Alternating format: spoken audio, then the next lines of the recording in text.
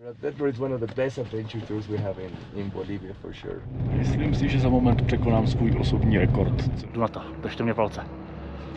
Jo, to je pecka. Death Road Bolivia! Jo! Teď mám mokrý ksicht.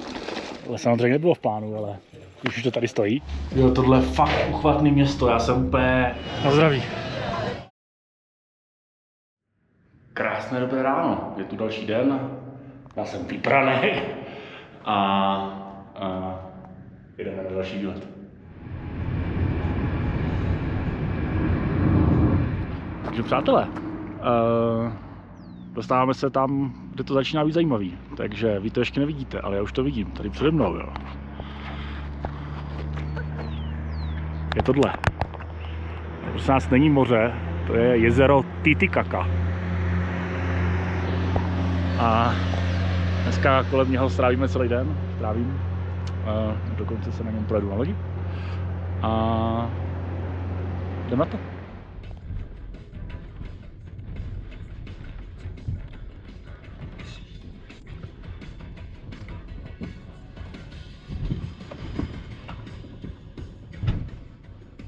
Tak, aby jsme se dostali k meritu věci. Jezero Titicaca se nachází asi 68 kiláků na sever od La Paz. Sdílí hranici vodní, námořní, mezi Peru a Bolívií. A jak vidíte, já se teď včetně auta a svého průvodce a průvodkyně a řidiče plavím po jezeru. Jsem tady převolím ten úzký strait a pak pojedeme do něčeho, co se jmenuje jako Copacabana a pak další lodí na Isla del Sol a jak tam budeme postupně se dostávat, tak já vám k tomu něco řeknu. No, trošku fouká, musím křičet, jinak jak samozřejmě můžete vidět, nacházím se na moderním trajektu bolívijské provinience s tuším 40 koňovým motorem, ten je zase vidět tamhle vzadu za mnou, jak ho tam pan ovládá.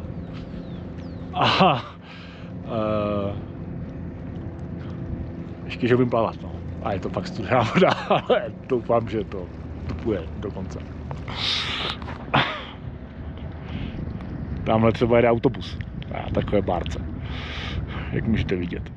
Jak vzhledem k tomu, že jsme se ještě nepotopili, jo. Máme za mnou, jo. Nebo to už je Peru. Tohle je poloostrov, který ale čouhá do té vody z Peru a patří ještě Bolívii. Další část akce je přesunout se na Costa del Sol, ostrov, odkud pochází nejstarší Inka, údajně. A k tomu využiju tenhle dopravní prostředek. Tak jestli jste viděli můj zážitek z lodní dopravy z Asie, na který jsem třeba tady, tak tohle není moc lepší. Ne, to má lodička, tak z toho úplně jsou průmky tady na jezeře, ale jinak je to super.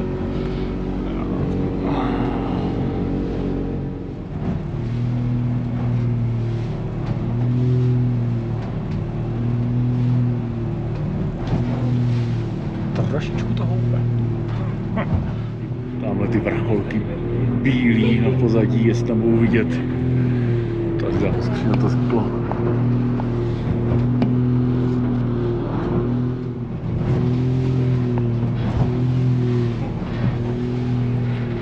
Jestli vás myslíte, že nemám strach, tak mám.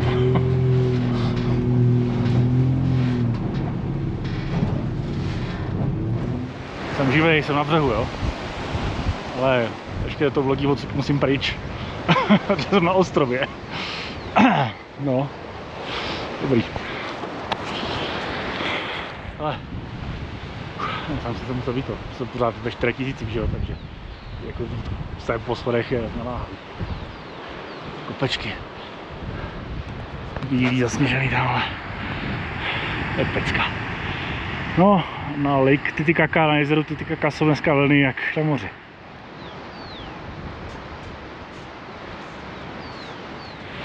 Pokračování příběhu, zpátky na parník od přístavu vedle. A myth or legend, people say that if you if you beer or to this water, you feel the eternal joy for the rest of the A Inská říše a její základy na hromad. Vyběhneme nahoru se podívat. Já v rychlosti zkusím říct něco o tom ostrově, jo? Odkud pochází nejstarší Inka, aspoň legendy tak praví. Je to tady konstantně osídlený od 3000 před Kristem. Když tam zaberu nějaký schody ještě z Inské říše. Tohle je pevnost s tím související. Já budu pokračovat až nahoře, až nebudu funět. It's too dark for pictures.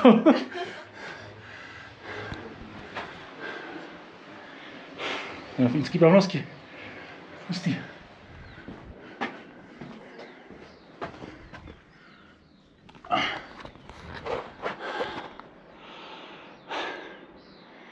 Tak je to stejný období, jak je Machu Picchu, že? To je stejná architektura.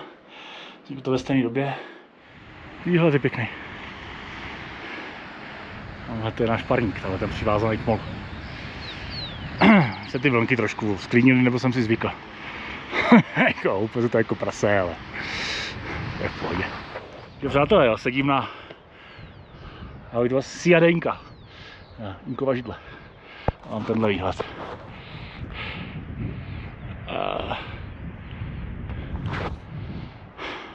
Úžasný. Je ty lidi, jak tam chodí, tam sázejí kytky. Tady ty paní za mnou, já jsem funím, jo. Jím asi 100. Já vám chtěl ukázat gigantickou pračku, jo. Tam se pere, tam se suší.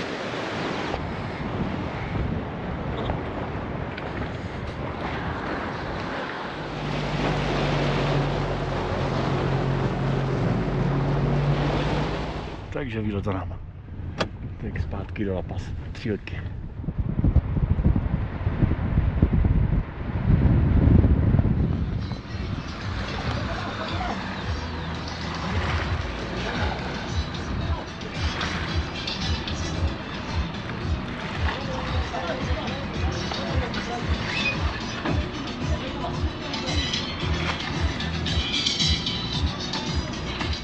Tenhle chlás mě nepřestane bavit, tady je uchvatný naprosto. Jako, tamhle voda, jo. Sladil sol? Ale nevím, ty kakao určitě stojí za návštěvu. Sladil sol, někoho, koho baví inská kultura, nebo i španělská, okupační, ježišmarja. To nemůžu říct písmené.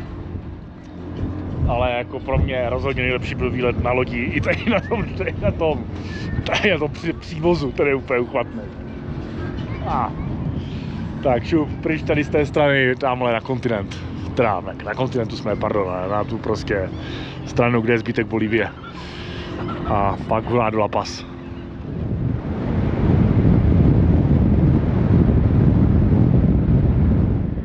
Ten déšť tam, to je hustý.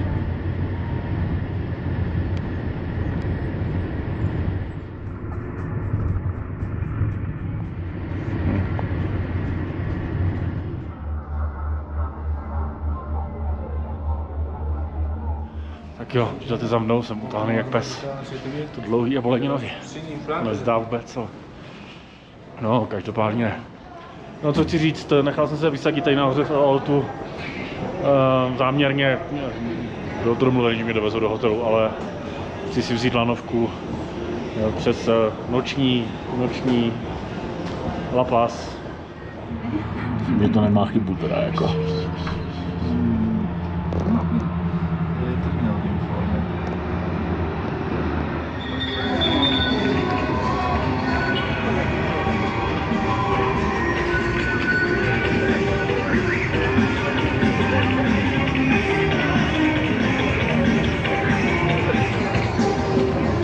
Do Vítance. Krásný dobrý ráno, ještě jednou z La Paz.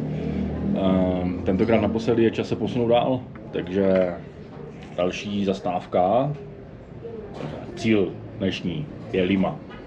Ale není úplně triviální se tam dostat, žádný přímý let tam není dneska, takže ještě tady budeme skákat po Bolívii chvilku. Tak se na to podívejte se mnou.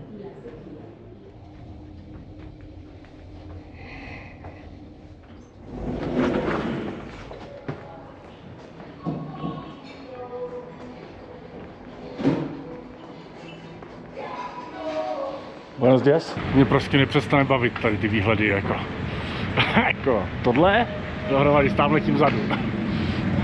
Prostě...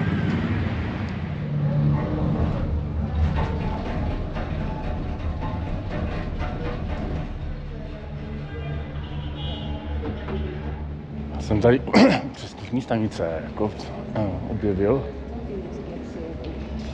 rozhlednu. A i přesto všechno, jsem říkal, že to je asi blbost vozit na rozhlednu tady v tomhle prostoru. Vidíte i tamhle. A tak to přece jako musím, ne?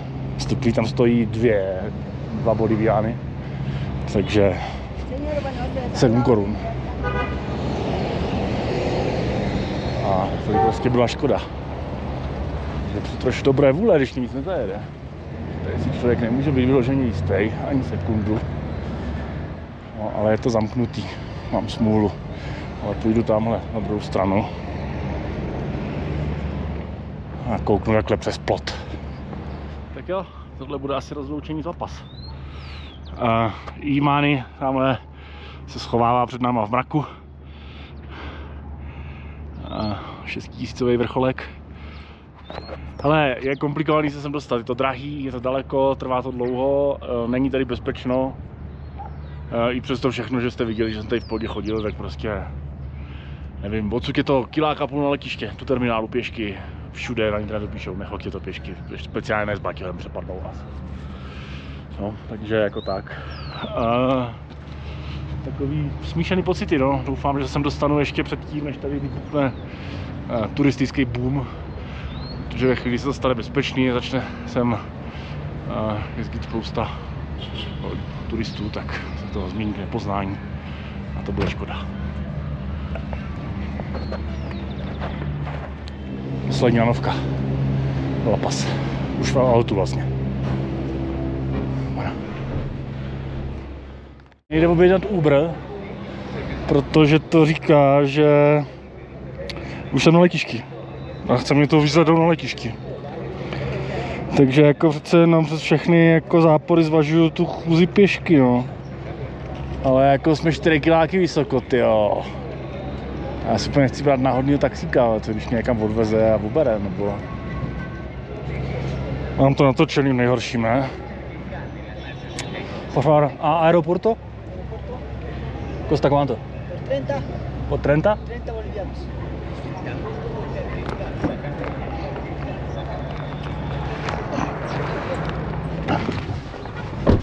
Tak jo, půlka uplynula a jsem tady. Hele. Jdu najít nějaký ten... Ne Puertas, check-in. Tady. Potřebuju přepážku. Vždycky vtipný tady ty země.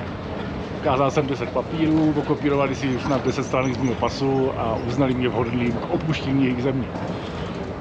Takže jsem dostal boarding pass. Nejdřív mě čeká domestic flight do Santa Cruz de la Sierra, ale tam mám jenom 2 hodinky na přestup, takže tam nevylezu z letiště a pak pokračuju dál do Limy. Což je škoda, protože v Santa Cruz je momentálně plus 33 a je to tuším o 4000 výškových metrů níž, než se zrovna nacházím. Takže doufám, že to se mnou neudělá nějakou brutální věc. Vtipný je, jak mám na hodinkách, že ten krokoměr a tak to ukazuje tep. Tak když jsem přistál poprvé a šel jsem do kopce, tak jsem tam měl 150, vypadalo to, že umřu. A když jsem stál na místě a nic jsem nedělal, tak 120. Teď už mám v pohodě, když stojím jako 80, tak si to tělo přivyklo na tu nadmořskou výšku. Tak doufám, že to nebude mít opačný efekt, až se pro změnu ocitnu jako na zemi. No, teď mám před sebou 2 hodiny čekání asi, ale jako... Better safe than sorry. Tady s tím papírováním to taky mohlo být všelijaký, že? Mám boarding group 4. Takže myslím si, že budu nastupovat úplně poslední do letadla. A jsem zvědavý, bude to úplně vtipný fajn. Nějaký. Tady piju čaj.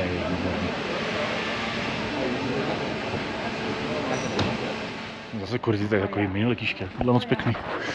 Se takhle sedět, ale Já jsem našel zásuvku jako. Jako 0. No, tak, co už. Tak a já si myslím, že tamhle to letadlo. Boliviana de Aviación. Musím bordelovat každou chvíli, už tam hodinu zpoždění, že doufám, že s tím přestup do Limy. Jinak jsem dost paský, jako. Pánové mají na čepicích nápis Interpol. Tak jo, jdeme to, Seat 7A. Kam jdu? To pěšky, to Santa Cruz, nebo jako jaký ty plán? Slide kamera.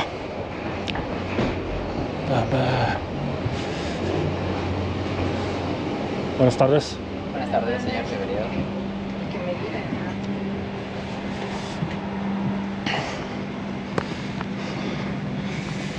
Disculpa, perdona.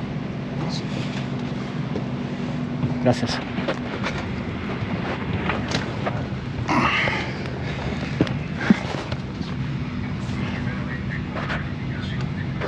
Tak jo, pushback za náma a hurá do vzduchu.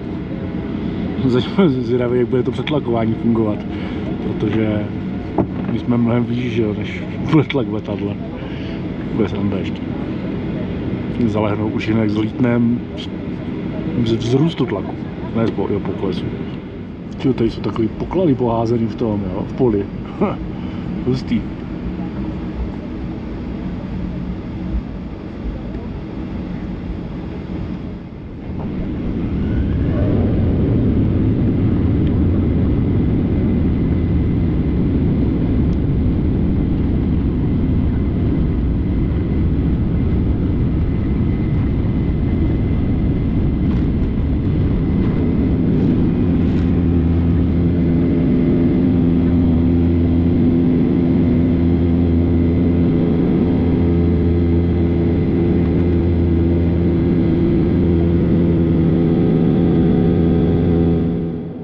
Parádní výhled. Fakt, to je úplně skvělý. Alto a v té díře La Paz. Jímali tamhle vzadu v dálce, zasněžená nejvrcholek. A obrovský, co? To nezdá z země, ale... To celý tady nahoře je milionový město, že jo? Téměř milionový.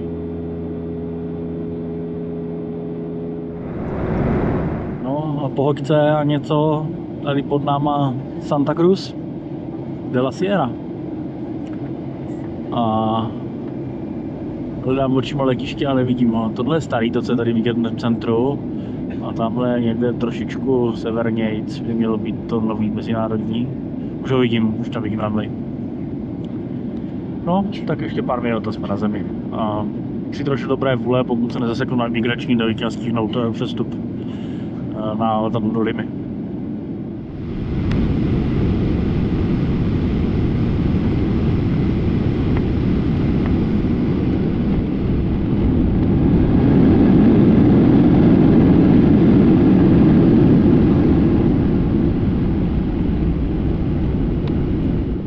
Hodně exotický livery pro mě teda. Tady asi budou zaparkovat nějaký pátek.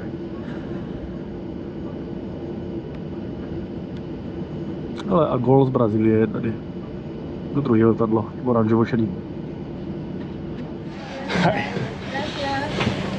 Thank you, bye bye. Krása. Jak mi si prorvat loktama. Normálně jsem musel vylízt ven, jo. Je tady úplně nachcípnutí teda, ale já to mikinu budu sklávat, až já jsem fakt na short connection, tak musím normálně proběhnout venkem a dovnitř přes security a přes všechny formality. Takže držte palce. Ale jako v pohodě, no, bude to za nějakých 30 minut, myslím, takže bych to měl zvládnout. Jak člověk spěchá, veď, celý jsem to proběhl, už jsem za pasovkou. Už jsem oficiálně venku ze země. A teď jako hledám ten svůj spoj, který má odlet 18:15 nebo kolik, jo. Což je 7:48. Delayed. Demorado. Jdu si dát něco asi k kesáče a zkusím si někde nabít laptop, jestli najdu nějakou zásuvku. Už jsme měli bordovat, ale zase to posunuli, teď už to má dole 20:50. Znamená, že se do postele dostanou do půlnoci, spíš v 1 ráno. Mám velkou radost, no. To je součást hry. Boha nesklamala, je 9:30, 21:25 a stojím v Mostě, ale zatím ještě nikam nejdem, takže není kam spěchat. Když se dostanu do postele ve 2 ráno, budu rád.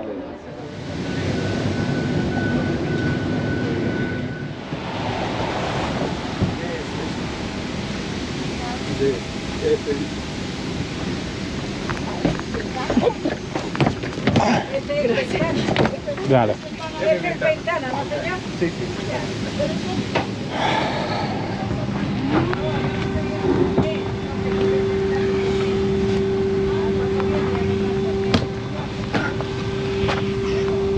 A poslední řadě jsem už neseděl několik let. A v paměti nebyl jako 50 let vzadu.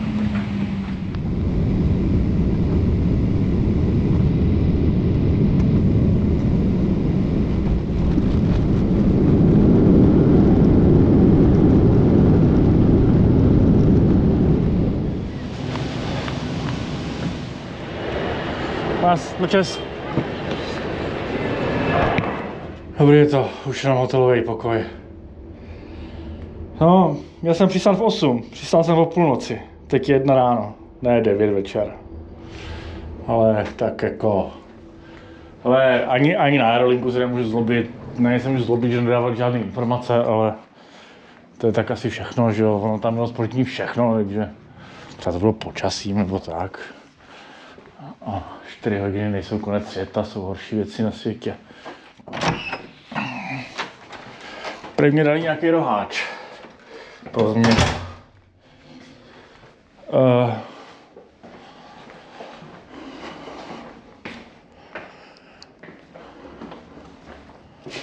Jo, dobrý je to. Dear Mr. Doležal, welcome. Marriott. Přátelé, ráno, jo, mám toho akorát, tak dám si rychlou sprchu a jdu chrnět. Mějte se. Takže krásné, dobré ráno z Limy vám přeju. Jak můžete vidět, máme naprosto báječné, typicky limské počasí. Ale možná tam jako vidíte ten nádech jako Pacifiku, Tichého oceánu. Dostal jsem sice krásný pokoj takhle jako s rohem. Lima! Město 10 milionový. Já jsem úplně na okraji toho města, samotné město je asi 12 kiláků směrem do vnitrozemí. Tady ta mlha od toho Tichého oceánu a tady ty podmínky jsou tady, co jsem vyčetl, prej naprosto běžný. A vzhledem k tomu, že jsme téměř u rovníku, jo, jsme nějakých 13 stupňů tuším, tak je tady překvapivě jako extrémně malé množství slunečního svitu. A to je teď léto, jo? Je prosinec, takže teď jsme jako v plném létu. Nejhorší je to v červenci. No, to nevadí.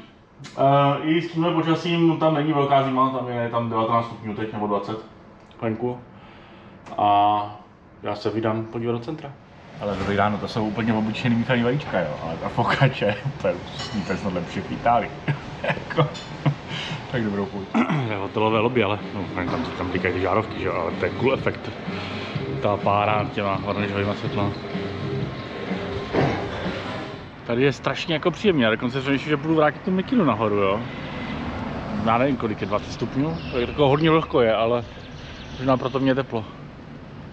No, jako lidi tady běhají normálně, jo, tričko, krajky asi jak oni sportujou, ale... A já si radši vezmu. Samozřejmě musím začít na Plaza de Armas nebo Plaza Mayor a to je odsud asi 10 kiláků, takže standardní začátek Uber. Lebo je ono tady. Čak. Buenos días.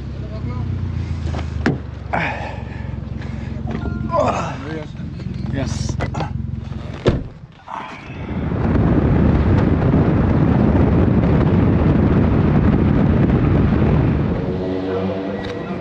Tak jo, jsme v centru. Tady jsou kužely a hlídá to tam policistka, takže ale je neděle, jo, je možné, že to je schválně, protože je víkend. tady nejezdili auta, nebo ani zásobování. A no začneme samozřejmě úplně v centru, takže Plaza Mayor, nebo jak se to jmenovalo dřív, Plaza de Armas. Je to moc pěkný, jo. A ještě ta vánoční výzdoba k tomu, a to samozřejmě vylepšuje. Všude jsou teda zábrany a policie s těma, jak se tomu říká, no tady to plexisklový. A tak to máš takový zvláštní pocit, to nebo nějaká demonstrace nebo něco. Tady všude, že jo, ty zábrany. Ale někdo nádherný náměstí. Sekundu, já vám tady zkusím popsat maličko, jenom na pár kroků dopředu. Tak jo, palmy s tím stranečkem jsou super. Super rychlo kurz dějepisu. Lima založena 1535 jako, tady se to jmenovalo Město králů a sídlili tady místo držící španělského království. Místo králové, že jo. Jsme na Plaza de Armas nebo Plaza Mayor. Já ani vlastně nevím, kdy se to přejmenovalo přesně, ale není to tak dávno. Tady je pár klíčových věcí, takže nejdřív tady to je vládní palác, kde sídlí exekutivní složka moci a prezident zároveň.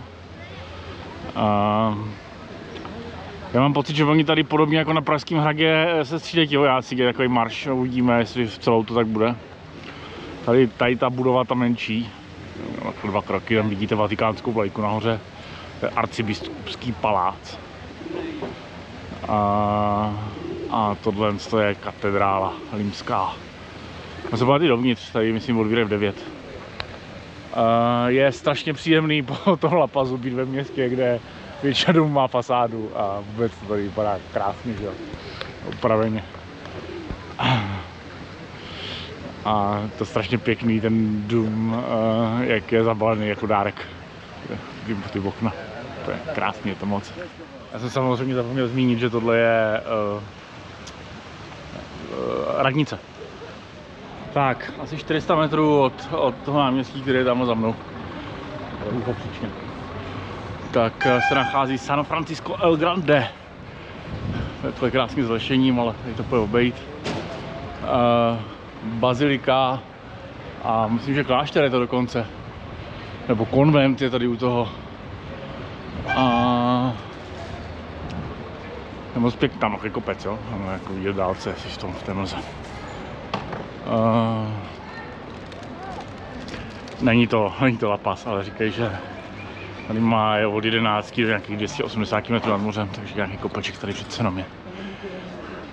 Bude na beton zákaz focení a filmování, ale takhle můžeme nahlídnout. Dokonce zrovna mše, ne? No tak je neděle 9 ráno.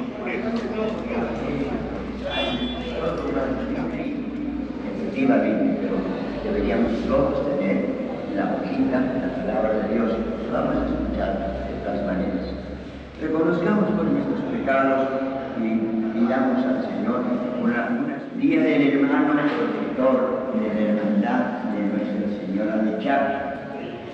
Luis Chiguino Lozano, José Chiguino Lozano, Camilo Chiguino Lozano, ingeniero Jorge Manque, Moisés Arrocina, Canasas, Ángel Arenas Cuadro, Nil Arenas Cuadro, Marta Martina. Tak je to moc pěkný, no. Casa de Literatura Peruana. Mimochodem tohle je novostavba, to je 2009 postavený. Ale taky pěkný. Když se kafe, tak zahrádka tady mohla možná. La Paz je skvělej, ale troška civilizace taky nevadí.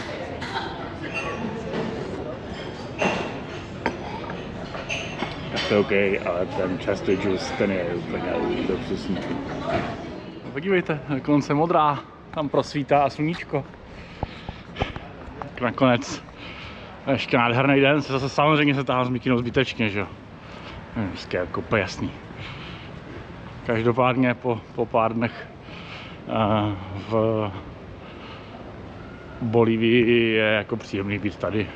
Jako samozřejmě, že berou karty a jo, jasně, stojí to všechno 4krát víc než v La Pazu, ale to jako je součást, že jo, no. A vlastně já jsem to včera ani nezmínil, jo, už jenom když přiletíte na to letiště, jako odkud jste přiletěl, kdy odlítáte, děkujeme, vítejte. Jo, žádnej oprus, jako 10 formulářů, celní prohlášení i při výjezdu ze země, jak kdyby, já nevím. Takže teď ještě takhle jednou ze sluníčkem to musím zabrat. Moc pěkný. Už snad bude otevřená ta katedrála, tam zkusím vlít dovnitř. Dveře jsou otevřený, aspoň boční, tak uvidíme. Ale neděle, vám tam možná bude mše nebo něco. Ale já musím trošku dál to vidět. Je otevřený tady to, no, tady to je celý, je otevřený tady to boční křídlo té katedrály, kde se to evidentně chystá na mši. Jo, bych řekl, už si tam sedají. A nedělní.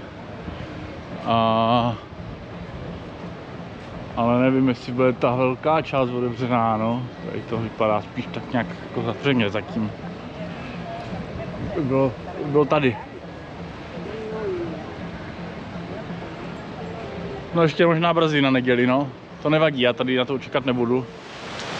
Vítejte v Límě. Tak moc pěkný fakt.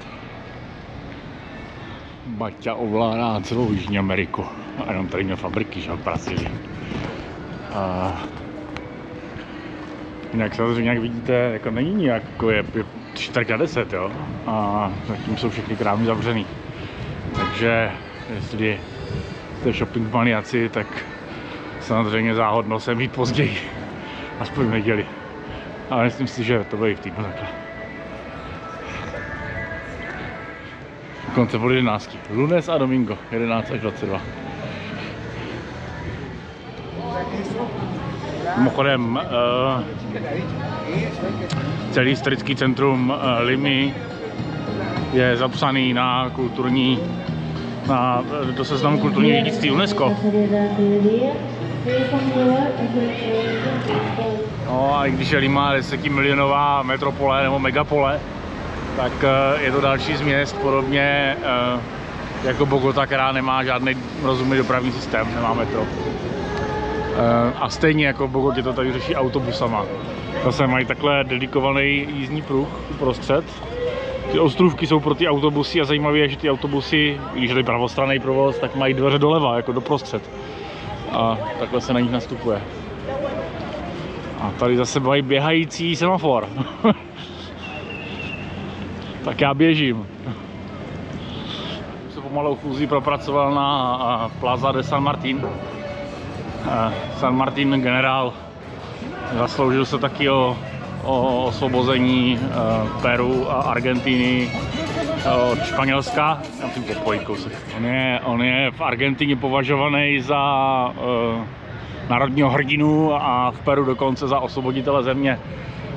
Někdy myslím v 1821 to bylo, ale oni se pak nějak neshodli s Bolívarem a on emigroval do Francie, kde už zůstal. Je zajímavý, že i Bolívar, i San Martín, že jo, dostali vzdělání ve Španělsku a na francouzských univerzitách a vlastně oba se pak obrátili proti tehdejšímu španělskému království.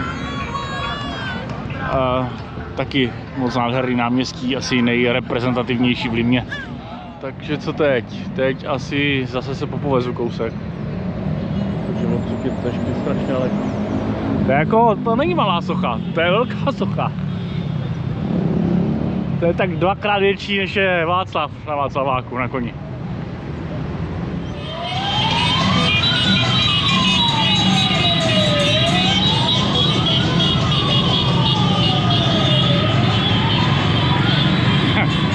Ty děti jsou tam, to je super. Jo, těch je.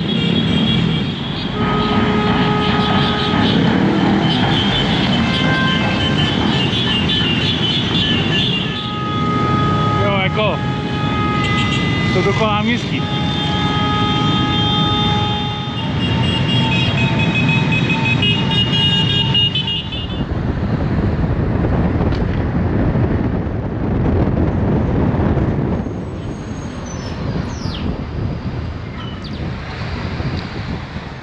No, já jsem se z centra odsunul do čtvrtí Barranco. což je, oni píšou, že to je nejvíc romantická a bohémská čtvrť v Livně. Že od pochází spousta umělců a spisovatelů a tady spousta murálů a takových věcí. Tady Baranská ermitáž, což je tamhle to, jo? Už to vidíte. Což je původně gotický kostel. On bohužel se poškodil silně v roce 1941 při rimském zemětřesení. Oni ho dali spravit a v roce 1970 něco, tuším 4, bylo další velký zemětřesení v Livně a od té doby je to uzavřený. Vidíte stav současný. Údajně to mají zase začít opravovat, ale chápu, že to stojí spoustu peněz. Tak, tady ta věc za mnou, ta se jmenuje Puente de los Suspiros, Bridge of Sighs. Já jsem dlouho jako bádal, jak to přeložím do češtiny. Asi jako most povzdechu by se řeklo česky. Každopádně k tomu legenda, že když se tady nadechnete a přijdete ho bez nadechnutí a přejete si něco, tak by se vám to mělo splnit. Je to docela dlouhý most, nevím kolik mám. 30 metrů, 50? Tak jo.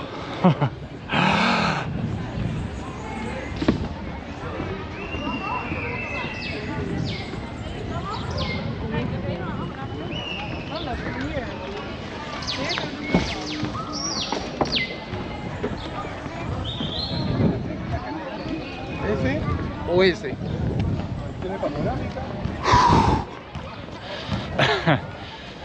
Nebylo to asi tak dlouhý. Je to zase jiný, no, je potřeba prostě ne vždycky zůstat v centru jako v tom historickým, protože pak člověk nemá kontext o tom městě, no, musí vidět i jiný místa, co se tady děje.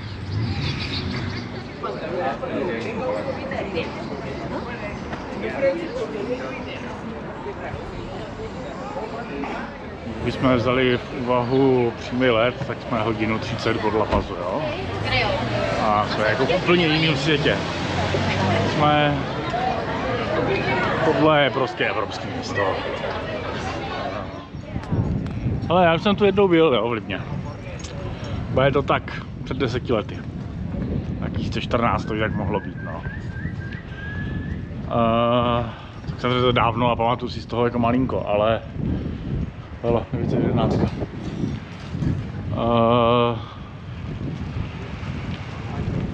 Mám pocit, že Lima ušla velký kus cesty od té doby. Přijde mě to jako skok, jak u nás z 90. do prostě roku 2020, že? A pamatuju si, že tu člověk chodil, kolem všech zdí a domů byly osnatý dráty. A asi tady byla, určitě tady byla mnohem vyšší kriminalita. Tady ty jako cyklostezky, chodníčky a to je jako úplně jiný svět, než tady byl, jo. A já jsem nám říkal, že jsem byl úplně na stejných ulicích, ale asi si to dokážete trošku představit, no. Já jsem někde tady v tom videu mluvil o tom, jak je velká Bogota a že je větší než ty 4 asijské města, které jsem navštívil 2 týdny předtím. No a pokud uvažujeme metro, jako celou tu zastavenou oblast za jako správný údaj, tak Lima bude 5. největší město v Jižní Americe s 10 milionama. 4. bude Bogota. Předtím bude Rio de Janeiro, už 13 milionů. Pak bude Buenos Aires, bude 15 milionů a pak bude São Paulo v Brazílii, který si myslím, že bude teď přes 21 milionů. Něco takového. Taková pěkná univerzitní budova, co? No a já opouštím čtvrť Barranco pro změnu vstupu do čtvrtí Miraflores, které píšou, že to je upscale residential area. Cerrado, alerta de tsunami. Začít bát? A ne, je to v pohodě, zemětřesení nebylo a prostě tam jenom opravujou tunel. A ne. na těch zábranách to prostě mají napsaný permanentně. Tohle je to, o čem jsem mluvil, jo? Elektrický dráty, 4 patra pod napětím takhle, nebo osnatý. Tady byly na každý budově.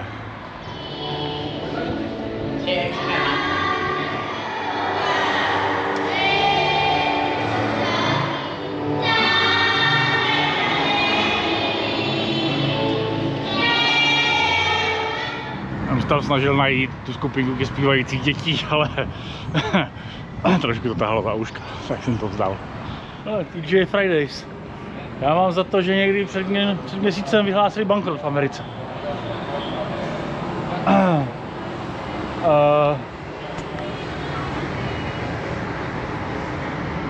Jako asi se tam nechce jít, je to jako pak daleko, hluboko. Jo, z toho jde až strach a to jsem teď byl v La Paz. Tady voní něco grillovaného. Krásný.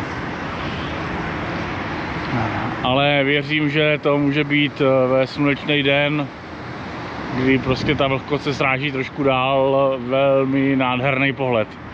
Ale to vám budu muset zase ukázat asi někdy jindy. Asi se budu muset znovu.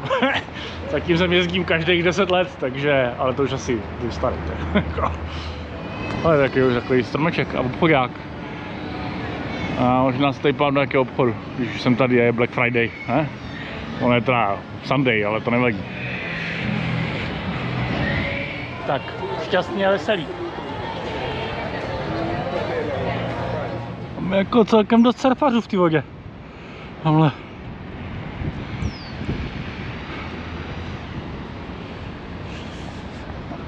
Tak ale když už jsme v Miraflores, tak možná můžu zmínit okénko dějepisné.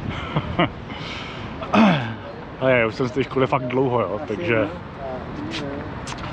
existuje něco, co se česky nazývá druhá tichomořská válka. Jejíž příčinou byla bitva o naleziště Letku v Atakamě. Bolívie udržovala tajnou unii s Peru, no, to původně byla jedna země, že jo, celní unii, což se jako zavdalo důvod Chile k tomu, aby zaútočila na konci 19. století na Bolívii a následně i na Peru. To bylo někdy kolem roku 1883. Během této války Chile zvítězilo. Bolívie přišla o přístup k moři, do té doby ho měla. A Lima přišla, Peru přišlo o kus svého území na jižním konci. A Chile skončilo tím, že jenom získalo ty dobytý území, nezastavilo se, ale zaútočilo i na Limu. A ve 3 bitvách postupně ho dobilo. Už jedna byla bitva o Miraflores. Zahynulo tady několik tisíc lidí tehdy. Tak a dneska je tady z toho upscale část města. Jak vidíte, Limancum, nebo jak bude v češtině správně její denonym, počasí nějak nevadí. Dokonce se tam někdo koupe bazénu dole. Ono je jako pocitově velký teplo. Dole je, teď chodím. Tady slavná sculpture, socha El Beso, políbek.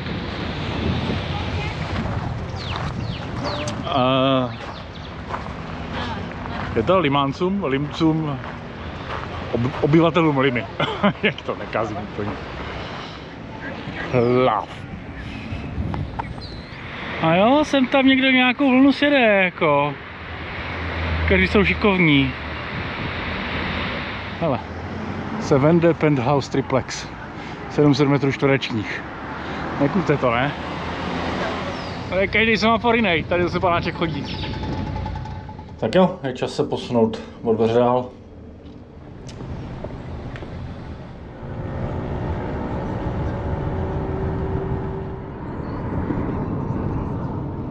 To vypadá, že to nakonec úplně takhle zaroste. Ty sítě, to je hustý.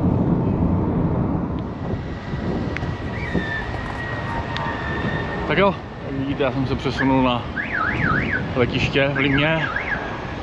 A teď mě čeká výborných 6540 mil, což je přesně o 4 míle míň než mezi Amsterdamem a Singapurem. Tentokrát poletím z Limy do Amsterdamu. Krása, tady je chaos a gazilion lidí, jako vidíte to. To je jako, co se děje. To je hustý. Já bych řekl, že tohle letiště kapacitou nestačí. Tak jo, tak je. No, každopádně týden za mnou. Ono se to nezdá, ale dneska neděle a odlítal jsem v neděli. A na to, aby člověk měl 2 nebo 3 aktivní dny volná takhle daleko, tak prostě stráví jeden den na cestě sem, jeden celý den na cestě odsud a jeden den prostě mezi tím na poskakování tam a zpátky. Let skoro stejně dlouhý jako do Asie, před 2 týdny, takže nějakých 12,5 hodiny vzduchu podle toho, jak bude foukat vítr. Takže já teď vyskočím do Evropy a když to se mnou vydržíte, tak se dozvíte, co nás čeká příště.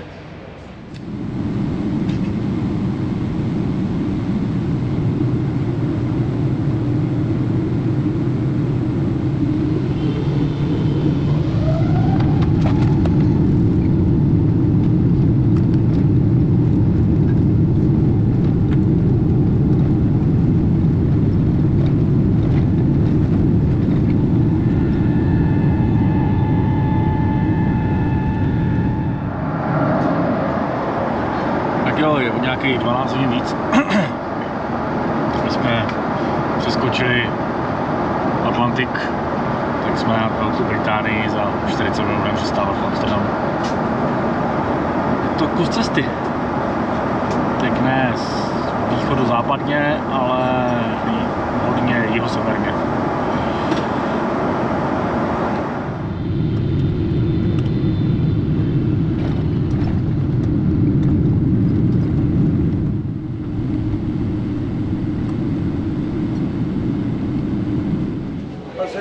Hey. I will pull it out.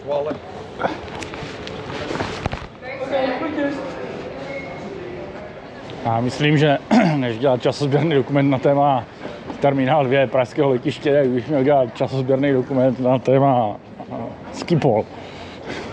Protože tady je to zákonitě vždycky nějak úplně jinak. No a jelikož mám gate B3 a jeden po schodech dolů, tak je prostě jasný, co to znamená.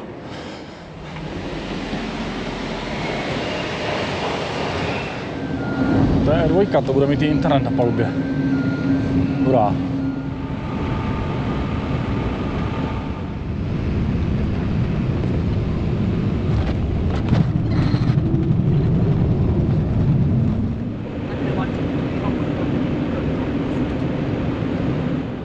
Tak jo, přátelé, děkuji, že jste to se mnou vydrželi až sem. Doufám, že se vám to líbilo. Já jsem se neskutečně bavil. A příště nás čeká jeden nebo vlastně možná víc ostrovů prostřed Pacifiku. Tak zatím.